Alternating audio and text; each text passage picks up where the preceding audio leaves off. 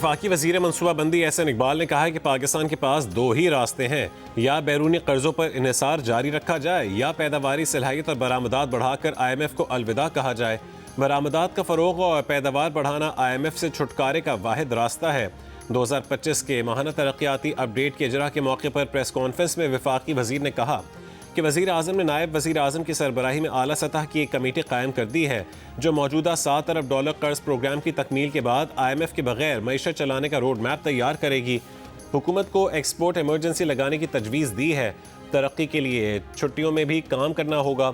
सनती शोबे को कौमी तातीलात में भी फ़ाल रखने की तजवीज़ मिली है। बरामदात को आइंदा 4 बरस में $60 अरब और 2035 तक $100 अरब से तजावुज़ करना होगा।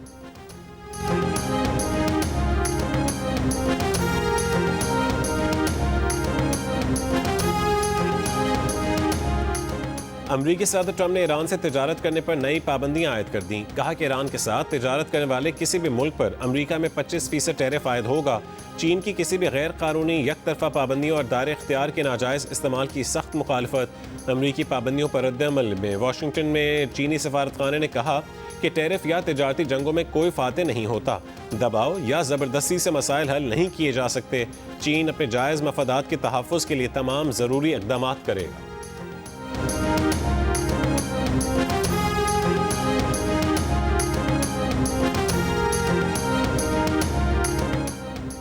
अमरीका ने अपने शहरियों को ईरान छोड़ने की हिदायत कर दी। नायब सदर JD वैंस की ज़ेर क़यादत सीनियर मुआवनीन ने ट्रंप पर जोर दिया है कि ईरान के खिलाफ हमले से पहले सफारतकारी को मौका देना चाहिए। अमरीकी मीडिया का दावा है कि वाइट हाउस ईरान की जानिब से अपने जौहरी प्रोग्राम के हवाले से मुज़ाकरात की पेशकश पर गौर कर रहा था, जबकि ट्रंप ईरान के खिलाफ फौजी कार्रवाई की मंजूरी देने पर गौर करते दिखाई दे रहे थे।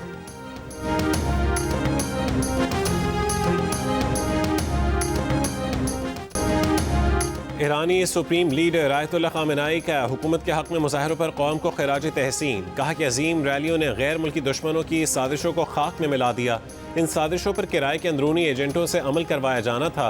मुज़ाहरे अमरीकी सियासतदानों को खबरदार करने के लिए थे। अमरीका अपने फरेबी इक़दामात रोके और अपने आला-कारों पर भरोसा करना छोड़ दे। ईरानी कौम मजबूत, ताकतवर और बाखबर है, दुश्मन को पहचानती है और हमेशा मैदान में रहती है।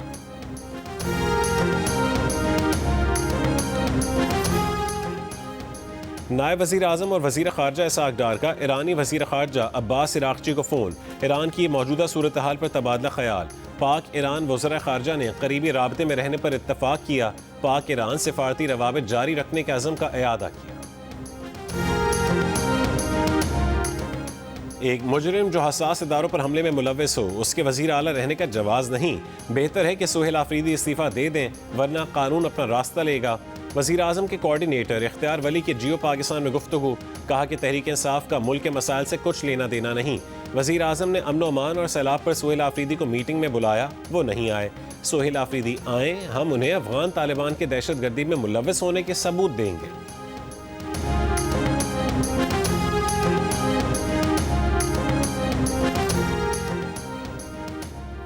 तय कर चुके हैं कि मफाहमत का रास्ता मुज़ाहमत से ही निकलेगा। तहरीक इंसाफ से सीटें छीनी गईं। PTI के साथ जो कुछ हुआ उसके बाद हुकूमत किस मुंह से हमारे साथ मुज़ाकरात में बैठेगी।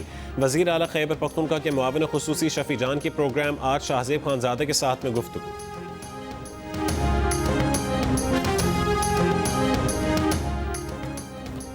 हुकूमत ने स्पेशल इकनॉमिक जोन तरमीमी ऑर्डिनेंस 2026 वापस ले लिया।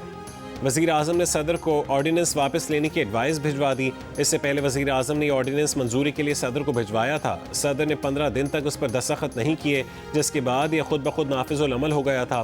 कौमी असेंबली में पीपल्स पार्टी ने सदर के दस्तखत के बगैर ऑर्डिनेंस जारी करने पर एहतजाज करते हुए ऐवान से वॉकआउट किया था।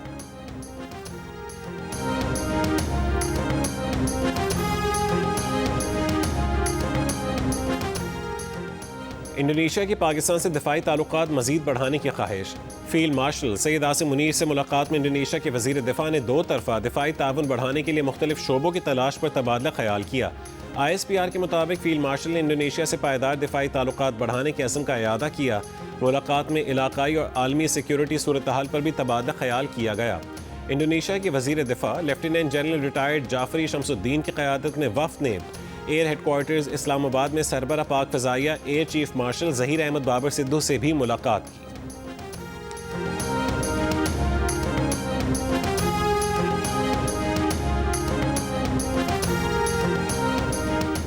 शदीद धुंध के बायस लाहौर का फ्लाइट ऑपरेशन मुतासिर, 4 परवाज़ों को इस्लामाबाद उतारा गया। लाहौर आमद और रवानगी की 12 परवाज़ों में ताख़ीर। हद निगाह कम हो जाने पर M1 पेशावर से बुरहान तक बंद कर दी गई। M2 इस्लामाबाद से लाहौर, M3, M4 और लाहौर से आलकोट मोटरवे भी बंद। M5 मुल्तान से शुजाबाद और M14 पर ईसा खेल से दाऊद खेल तक ट्रैफिक मुअत्तल। नवाब शाह में कौमी शाहरा पर धुंध के बायस 3 मुसाफिर बसों समेत 5 गाड़ियां आपस में टकरा गईं, 10 अफराद जख्मी हो गए। कराची के मुख्तलिफ इलाकों में गैस गायब। तर्जुमान सुई सदरन के मुताबिक गैस फील्ड से 43 mmCFD गैस कम हुई। पीपल्स पार्टी के सेनेटर वकार मेहदी का कराची समेत सिंध के मुख्तलिफ इलाकों में गैस की बंदिश पर तशवीश का इजहार। वज़ीर आज़म से फौरी नोटिस लेने का मुतालबा। लकी मरवत के इलाके कट्टा खेल में पुरानी दुश्मनी पर 2 ग्रुपों में फायरिंग, 3 अफराद हलाक, 1 जख्मी।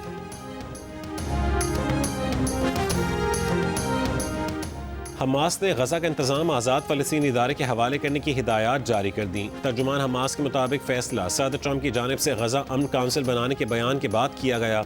गजा के इदारों से दस्तबरदार होने का फैसला वाज़ेह और हतमी है। ईरानी वजारत ख़ारजा ने बरतानिया, फ्रांस, इटली और जर्मनी के सफ़ीरों को तलब कर लिया। ईरानी मुजाहरों में मुसल्लह फसादियों की वीडियोज़ दिखाई गईं। सफ़ीरों से कहा ये वीडियोज़ अपने ममालिक को भेजें और फसादात करने वालों की हिमायत वापस लें। गैर मुल्की सफ़ीरों को अमरीकी रियासत मिनीसोटा में अमरीकी इमिग्रेशन एहलकार की खातून पर फायरिंग की वीडियो और सदर ट्रंप का अमरीकी एहलकार की हिमायत में बयान भी दिखाया गया। अदाकार और फिल्मसाज मार्क रफेलो की गोल्डन ग्लोब अवार्ड्स की तकरीब में ट्रंप इंतजामिया पर कड़ी तनकीद।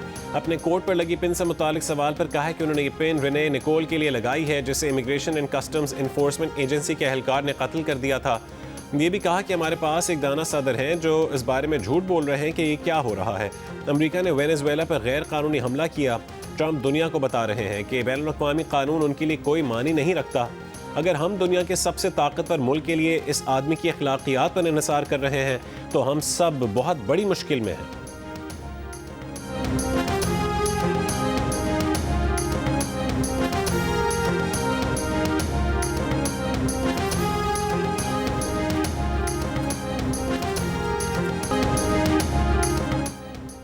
और जियो और 7 स्काई का नया ड्रामा सीरियल इब्लीस की कहानी गूंधी गई है। हसद के गारे से अनाबिया की इब्लीस जैसी खसलत क्या छीन लेगी मरियम से जीने की आस। क्या अनाबिया को कभी हो पाएगा नदामत का एहसास। जानिए नई ड्रामा सीरियल इब्लीस में रोजाना रात 7 बजे सिर्फ जियो एंटरटेनमेंट।